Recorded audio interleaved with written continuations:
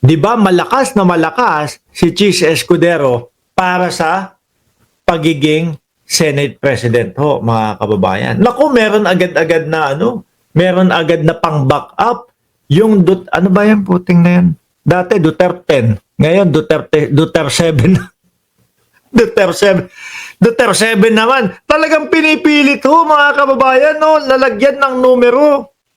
Alam niyo ho, napapansin ko dito sa mga lapok na ito, mga bossing,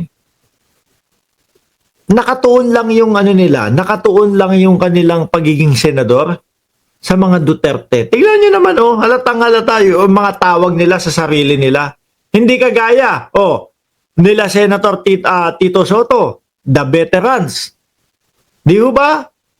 The veterans ang tawag. Tama, the veterans. Yun yung tawag nila. Sila, Duterte 7.